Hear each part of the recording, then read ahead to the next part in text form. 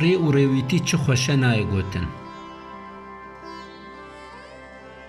Her ku bi rê dikevim, heft xweziya xwe bi gerokan tînim. Lê mixabin ez ne gerokim.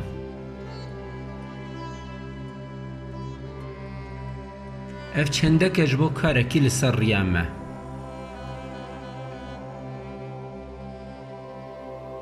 Naxwazim yek kêliyeke min vala derbas bibe.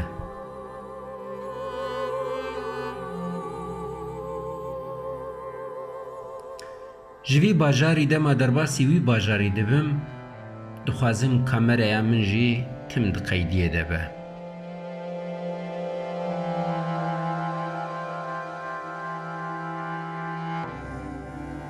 û çi dibînim nîşanî we jî bidim.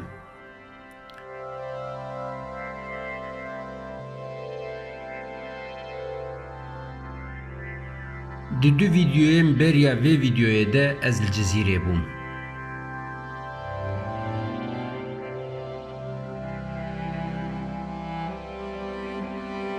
Îcar niha careke din rê bo min xuya kir û ez bi motorê xwe bi rê dikevim.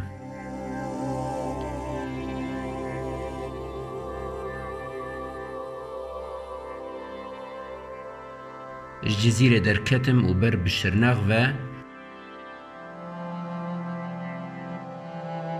ji wir jî di ser colemêr gera derbasî Wanê dibim.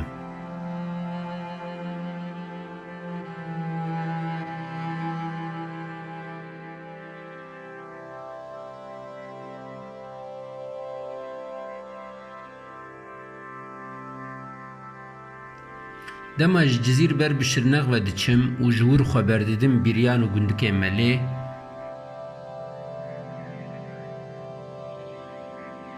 helbesta Berken Bereh a şirnex ji hişê min xweber dide ser lêvên min.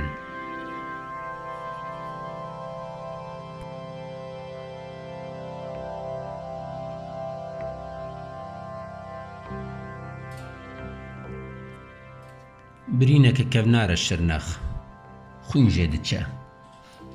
Gul vedike tam li nîveka vê çîrokan û jen. Rûdinişt li hewşê li hember cûdî. Kilam digot û birînên xwe dikewan diya min. Bavê min stêrka qurex bû li lûtkeyên mêrxasiyê. Hêrsa xwe li tutûnê werdikir. Kovaniya xwe dişûşt li ser çemê kilamê. Min li vî bajarê bextreş û bejinçiya destê xwe dirêjî kaniyên heyatê kir. Her carê li birînan likumîm. Her carê ku li bişav bû para min. Karwanî dihatin ji çara lê cîhanê. Leglegên barê wan evîneke kevnar û boş. Hemû pirtûkan behsa min dikir. Hemû evînan çêja xwe ji min distand. Ez bûm destpêka gerdûneke nipînû. Bûkeke dilkovan niha rûsor li ber deryê Diclê. Şal şapek serbidev û şerapê dipê. Erê min got quling dibihurin duriyê min de. Kew avê ve dixwin. Li deşta dêr gulê askeke delalim. Li bestayê balindeyek nikulkêr. Gelek tofandî me. Gelek karê sat bo belat. û da ketime li bin heft tebeqê dinê. Lê ne bejna xwe tewandime, ne çonk veda me. Mîna rûspiyekî zarxweş û bi efsûn pala xwe da me çiyayê nimêjê. Şîr didoşim ji memkên rojê. Ax mirovê mîhreban, bi te dest pê dike evîna min tenêtiya te bê min. Were dirêj bike destên xwe. Em ji nû ve binivîsin çîroka serdemên kesk. Birîneke kevnare şirnex, xwîn jê diçe. Gul vedike tam li nîveka vê çîrokan û jen.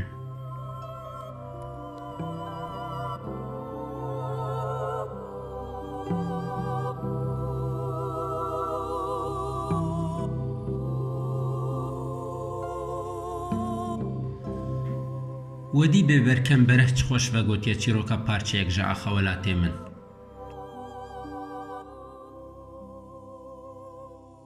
Welatekî her bi hostekê wê êşê tîne bîra mirov li kîjan parzemînê heye gelo?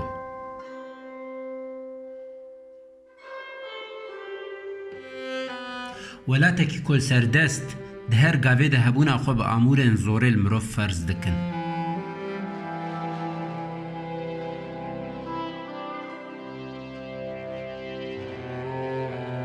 Ji wantirê heybeta xwe nîşan didin. Lê nizanim bê çi belengazin.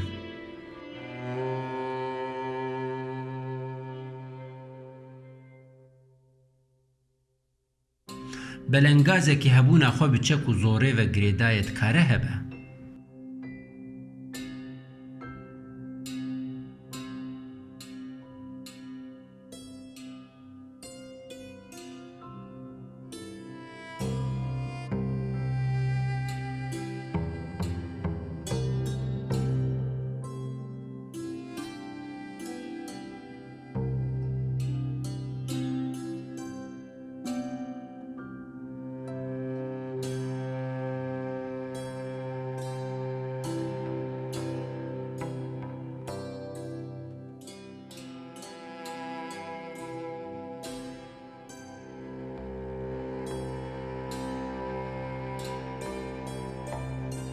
Belengazekî di nava dîwarên poladê de jî dikare bêhna vê axê bikişîne kezebê.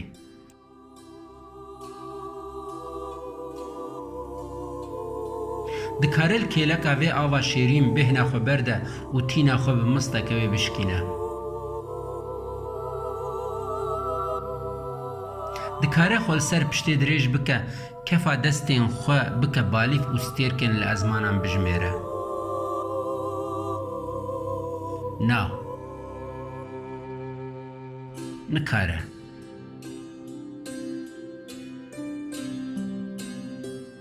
Lê zarokên bîrewer yên vê axa qedîm di her kêliyê de vê dikin. Çimkî xwediyê vê axê ne. Pê bawerin, bi xwe bawerin. Mane em dizanin tu sor dest bi darê zorê ser parçeyekî vê cîhanê ebedulabad nemaye.